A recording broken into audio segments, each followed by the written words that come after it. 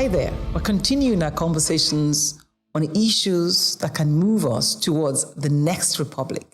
2023 is around the corner, yes, but I'm very particular and interested in ensuring that the electorate, especially the youth, get to understand how much responsibility that they have, how much they need to know, and what they need to get there. It's beyond just getting the PVC. It's about making the decision that can determine the future of our country and even our futures too. That's why today I'm going deep, in depth, with someone who has the requisite knowledge in the area of strategy, in the area of development, and somebody who's very keen about ensuring that we get the right information and do the right things. He says we are a sum total of the kind of leaders that we expect, which begins from the kind of decisions that we make. Now, how do I know this person is an expert? Well, not only is he my husband, he's one of the top management consultants in Nigeria, chief executive of Index Consulting, retired from Accenture as partner Young's, and is a good father. This is not nepotism. This is a function of giving you information that is necessary, no matter how close to home it is. Hi, Ike. It's nice to have you on the show. Hi. Thanks for having me. Absolutely wonderful. Now you're sitting in front of your dear wife. But today, I've chosen to talk about the topic of the dynamics, right?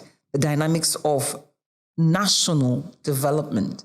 And, I say that for me, I believe that people need to be equipped to know the relationship between the decisions that they take and how the nation plays out. It's, for example, a situation where I live in a house, I switch on my light, and there is light. I don't even understand how it gets there. So I'm thinking that people need to be able to get that information. When I'm talking about leadership, I'm talking about the dynamics. Where do I stand and what must I know? How important am I in that process? I believe that the leadership has an overwhelming influence, right, on the direction of a nation. And so the role of a citizen is to ensure that we pick the right leaders. Mm-hmm. They pick leaders who will respond to the aspirations of the people, the developmental aspirations of the people. I think that is where the people's responsibility starts. But beyond picking those people, when they get into office, it is the responsibility also of the citizens to ensure that the leaders are truly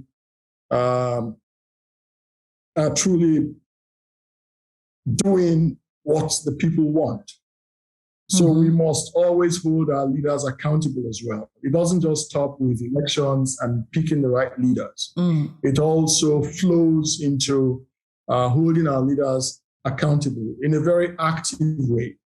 So you'd find that leaders in societies where citizens are docile have a tendency to do what's good for them and not what's good for the people. So how would you describe the people in Nigeria today? We haven't played, in my view, we haven't played our role at both stages. One, during elections, I think there's a lot of apathy out of ignorance that our votes don't count.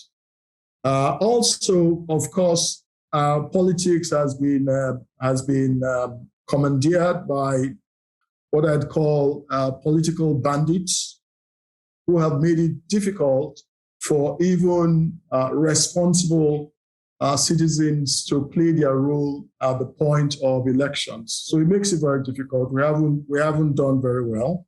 A vast majority, I'm sure if you talk to our youth, up until now, most of them don't have a PVC. But they're trying to get their PVCs now, though. Yes, I think the past 7 years have taught us some lessons. I think we have, as a people, the citizens have matured quite a bit because it seems to me like it's a lot more glaring, the difference between good and bad, leadership, what those two things mean. And so as I am on the social media, as I'm on social media, I see that our youth are far more aware and far more sensitive. And it is my guess that a larger proportion of our youngsters and most Nigerians, not just youngsters, right? Mm-hmm. Not just the youth, even senior citizens haven't been as responsive and responsible as they should be. But you asked me about how we've done. It's not only at elections. I would personally describe today's Nigerian as politically very docile. And when you are docile, when leadership knows you never respond to anything, they keep ratcheting up, bad behavior.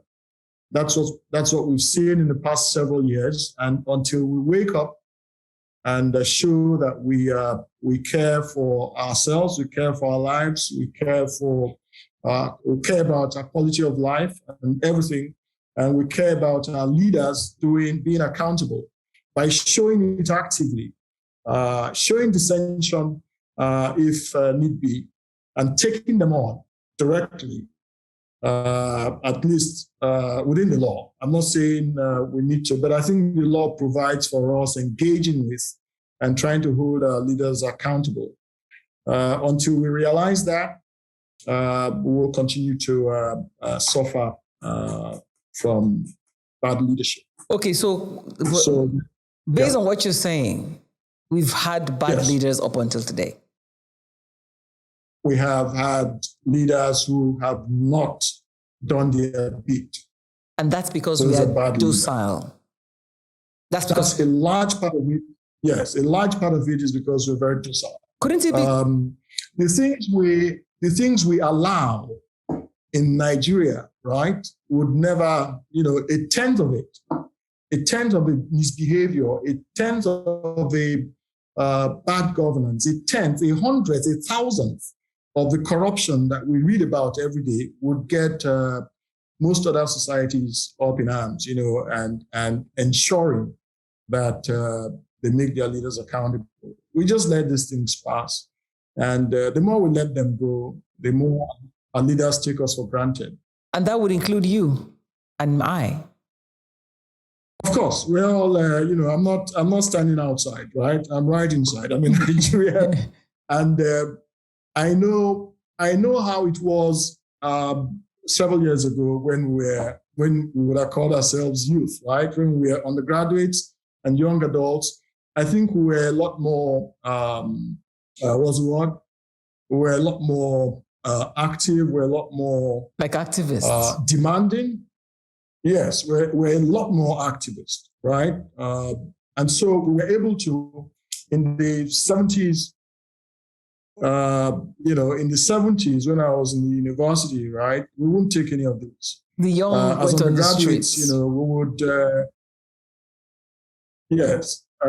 would, make our voices heard.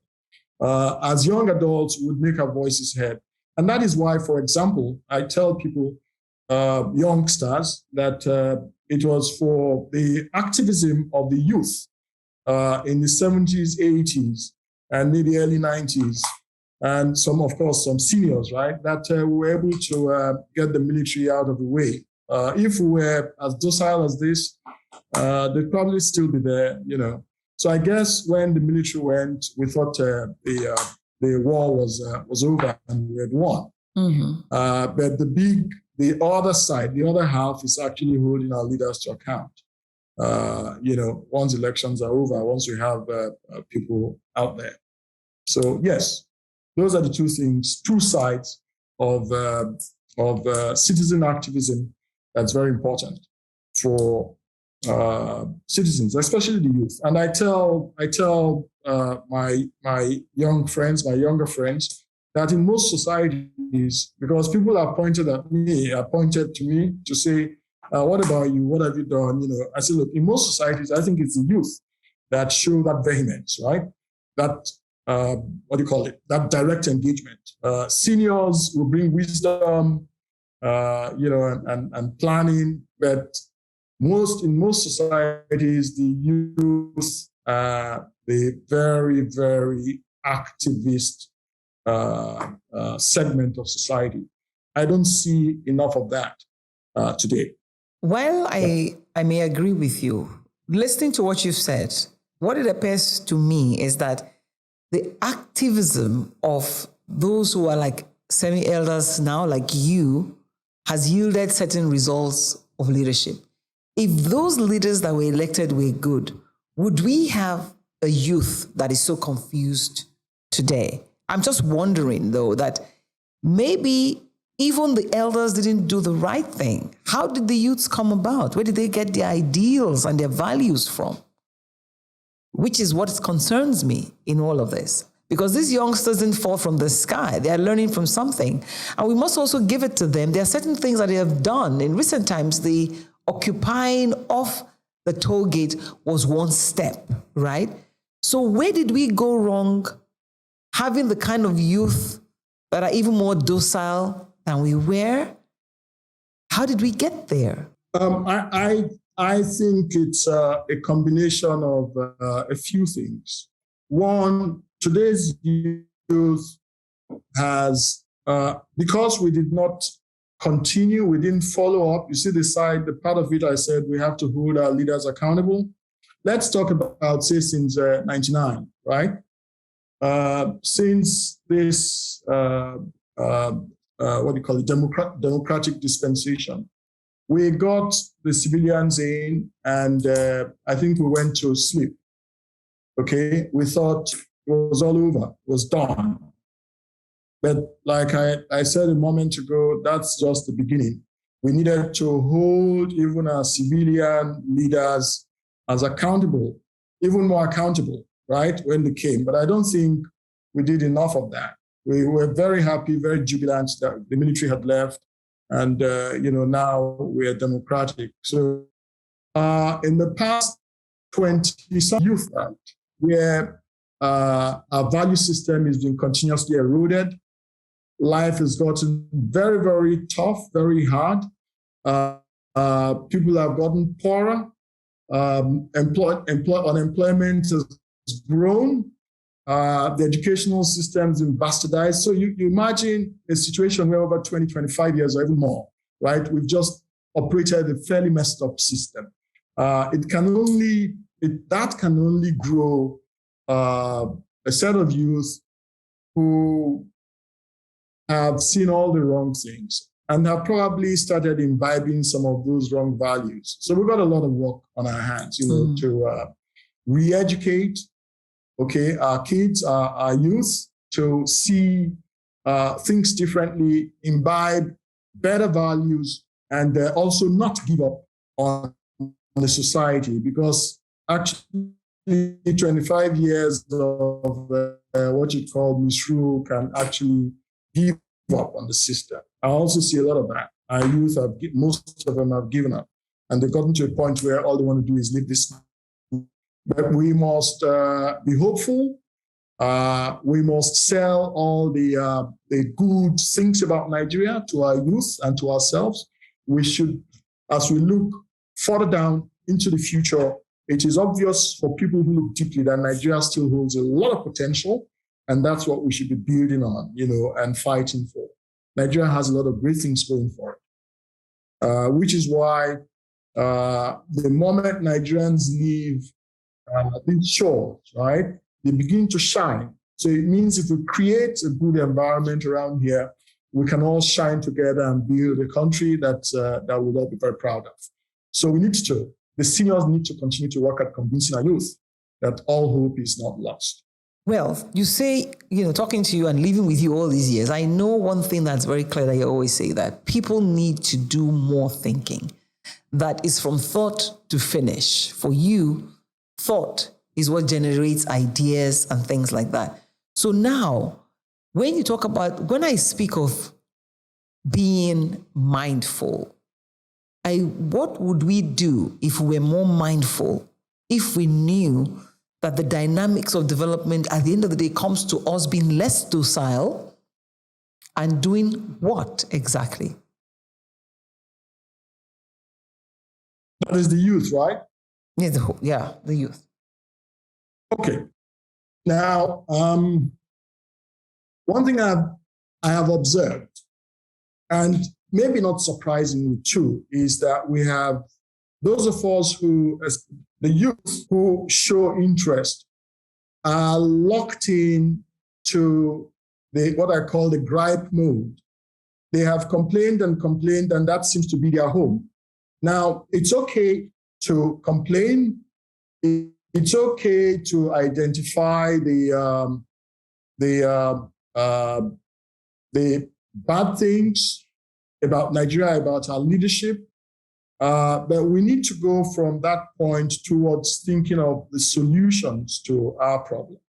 Now, the way I see it, if a certain generation has perpetuated this situation, and if you look at a political space, they seem to control some of the so-called, politics. I think youth need to rise themselves.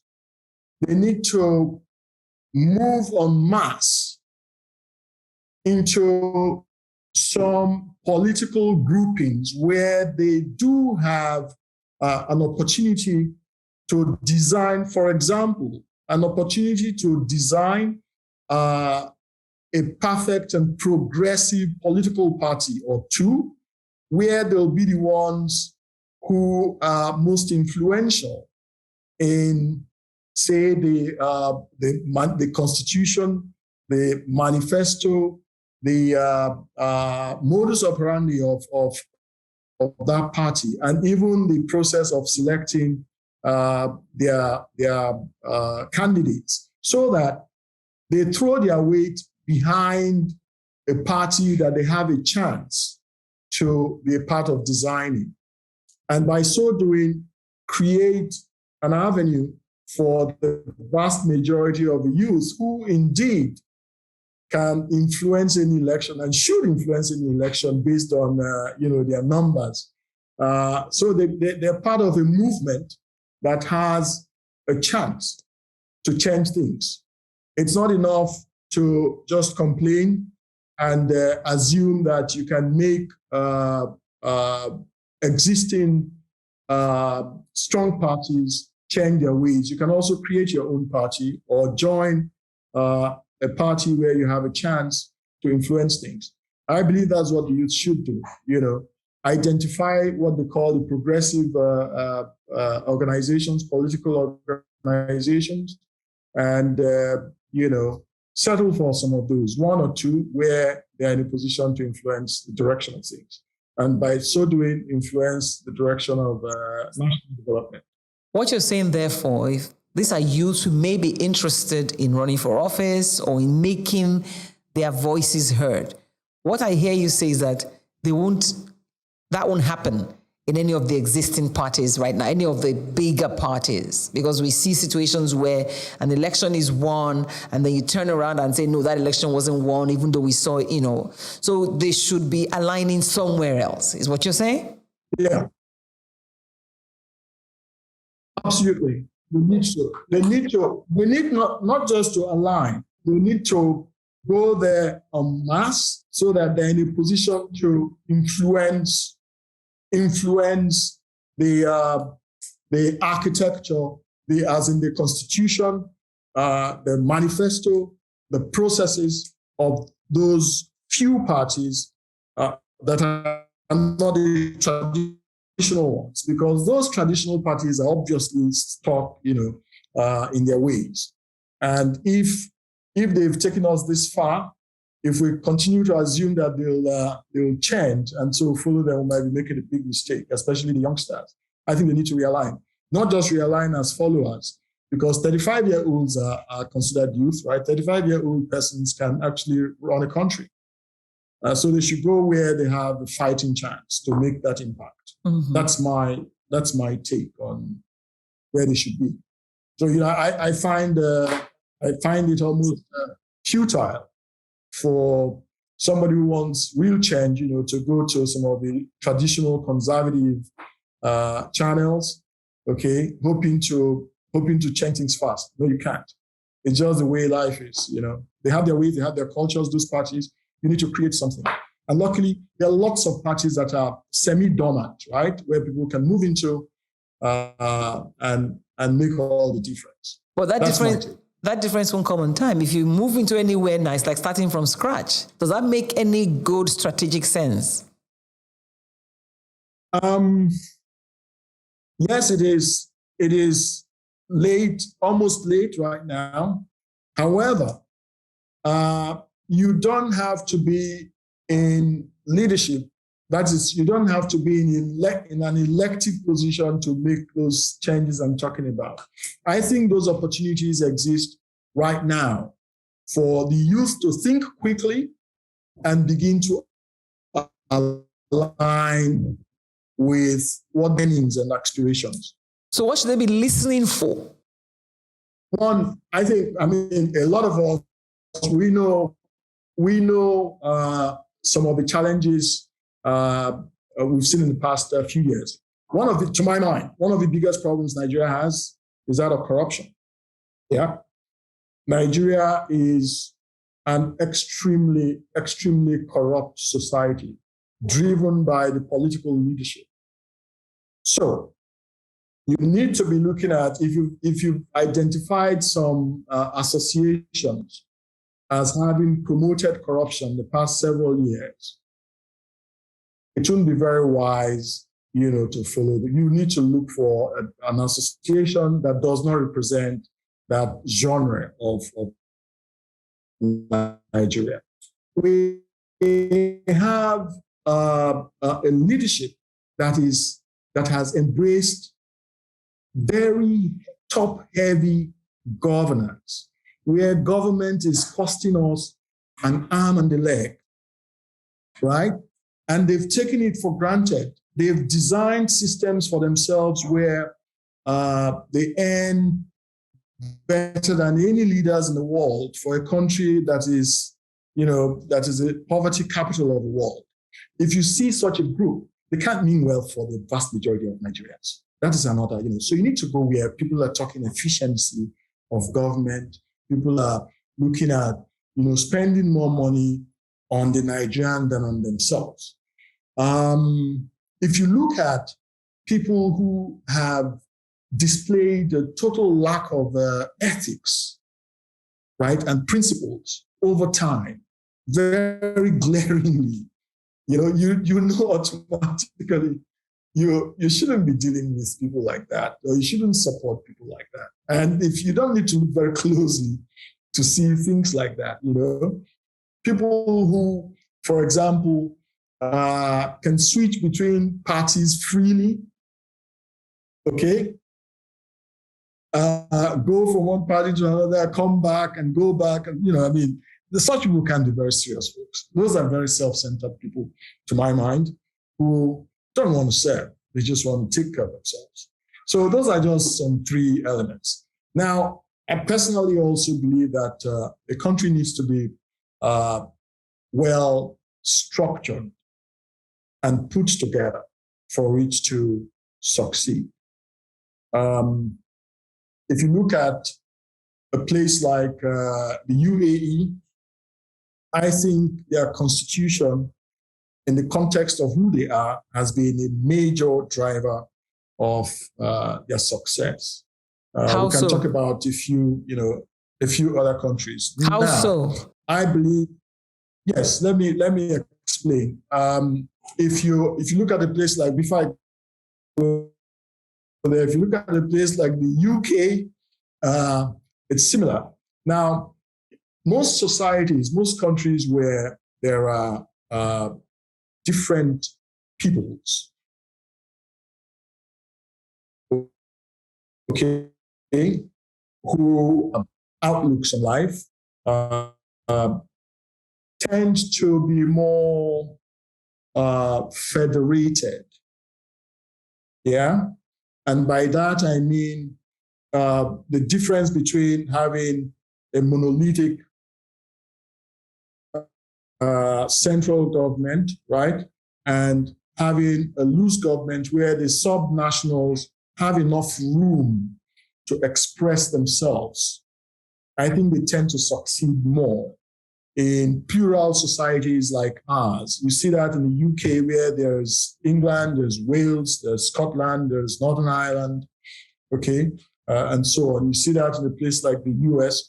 I believe that that would do very well for us, so that, like in the First Republic, and so on, were very federated. It was a federal arrangement where the 3 and then 4 regions had enough autonomy to express themselves and compete in a very healthy way.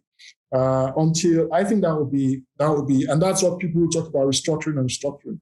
You know, basically we want a less centralized arrangement in a place like Nigeria, and a system where people are encouraged to compete in a healthy way and to move at their own pace. I think that would be very helpful for a place like Nigeria. So I know that you're one of those that supports restructuring for better development. Yes. Not necessarily because we are different. We should recognize our differences and learn to live with our differences. Absolutely. So, and now when you say we should do that. So when you say we should be more mindful, what I hear you say is that we should realize that the 3 things that we must do away with is corruption, a top-heavy government, and the lack of ethics and principles. And at the base of all that is a structure that we need to put in place. Now, is there anything in the system now that gives you any hope that there could be some kind of light at the end of the tunnel? And could you point us in that direction? For example, maybe people are getting, registering more, or maybe there's more, whatever it is. What gives you that hope? If there is. The First Republic collapsed. We're just 6 years old, right? In fact, 5 years plus. So you'd say we're an very, very young country. We've gone through a lot of experiences, including the Civil War, a lot of military rule. Now back to civilians and democracy, back to the military. And now we've had about, is it 20 years, 99, 20 years, 20, going on 20, 24 years, right? I take it that we have learned a great deal in the period. I personally have learned even more in the past 7 years than than in the previous so many years. How so? I read and I follow just based on experience. Now it's so you don't need to be an expert to know. Today in Nigeria, I would think that you don't need to be. Every Nigerian knows now, or most Nigerians. Let me not exaggerate, right? Most Nigerians know very clearly the impact of leadership, good or bad, based on the past several years. It's clearer. It's been brought to the fore based on our experience this past few years, right? And the recent political developments as parties have started the process of identifying their candidates has even emphasized some of the problems we have. In the process, I think people have taken the talk about alternatives to the 2 dominant parties. They've taken that discussion a lot more seriously. And we do have an opportunity in improving the quality of leadership by looking at some other alternatives, to lead us in different areas. I mean, I'm sure there are parts of Nigeria where the dominant parties have done well, and I'm not saying we should take some blanket decisions. Wherever leadership has done well, it's in the place of the people, including the youth, to say, yes, these people have done better than average job, and we think that they deserve to continue. But where they haven't, which I think is in a larger proportion, we must, as our responsibility, we must make the right decisions to ensure that we bring people, leaders who are more likely to move us forward as a nation. We must do that. And this, we have 8 months, 9 months or less, to do that. So all of us must work very hard to educate ourselves, educate our neighbor, our sons, our friends, and, just in case they haven't reached that point of enlightenment. But it is my view that there is a general wind of, what do you call it? Of knowledge, progress. right? That leadership is key and that we must all pitch in, to make that change happen. Okay, I think what I hear you say as the light in the tunnel is the fact that there seems to be less apathy, but more importantly, people are beginning to see and seek alternatives, right?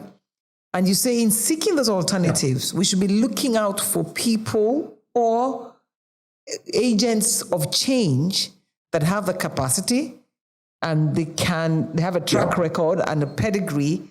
And even with all of those things, we do know that it's the information that you access that influences you. What is it that would help us to begin to look for the kind of information that can help us make the right decisions? People spend a lot of time on social media. Is it just dissing other people or seeking information that would help them? And there's a lot of false information out there too. So how careful should we be? The last I read, maybe about 90 million Nigerians or so, I stand to be corrected, but a vast majority, a good number of Nigerians are on the internet. So what that means is there are quite a few people who are reached on social media and on the internet. But those people who are on social media, who are connected, then need to form themselves into some special groups, right, to pass the message down. There's got to be some strategies for mass mobilization. Where we don't just stop on the internet, on social media. We need to organize ourselves to be in a position to reach the Nigerians, the masses who are not on social media, who are not on the internet. That's very important. We are all, for example, part of, we live in our local communities, we can form groups to begin to educate and to sell our own ideas, right? What we consider to be the right way to go. So we shouldn't just sit on the internet thinking that this thing would happen. We need to organize, mobilize, and reach out to the ordinary folks in our neighborhoods. We should bring our youth. Our youth are truly, truly very educated, very enlightened, very exposed. They need to use all of that to organize themselves, to form outreaches to the nooks and crannies of Nigeria to ensure that the ordinary person in my village, for example, begins to understand what's happening. And then two is that I think we need to use the internet to engage in town hall meetings to ensure that we bring all aspirants to the fore, to the public, so that in the next 7 months or more, we are able to truly, truly evaluate what they stand for, evaluate what they can do, evaluate them as persons, and so the public can truly see who we're dealing with. In the past, what they did was, organize things for themselves, and they spoke to themselves and to a few people, and they came out. I think the internet provides us a huge opportunity to pull them out so that we see what they're about, people who are aspiring to leadership positions. Tell me, as we round up, right, what you think is the most potent weapon in the arsenal of anyone who is in the process of selecting a leader in our country today? Number one is having having the right to vote. PVC. Number one. Mm-hmm. Yeah. So everybody should get their PVC. If you don't have a PVC, what I tell people in private is they should just shut up. If you don't have a PVC, just keep quiet, right? And know that you're part of the problem. So you need a PVC. That's the fundamental. That's the most basic requirement. Number two is I talked about a party. I believe that the youth should identify, one or two parties, possibly one or two parties that they can belong to, and begin to work from within. Okay, whether or not you want you're looking at an elected position is not as important as being inside of the system, so that you can begin to influence how the parties work. That's number two. Number three, of course, is joining some movement, some group. It's easy these days to be part of a group that can take on some responsibility in the electoral and democratic process, so that you're actively involved. Get active. It's not enough. Mm-hmm. Yes, it's not enough. Yes. What I hear you say is get your PVC, get active, and do the right thing. I want to thank you very much for accepting to do this. Of course, I hope people have taken away one thing or the other. So I would like to say thank you for joining and going in depth with how important a mindful mind is to making the decisions that sets up the process for the dynamics of governance. Thank you very much, sir. It's nice to see you here. And as I sign off, I always say, don't forget to like, follow, and subscribe to In Depth on our YouTube channel.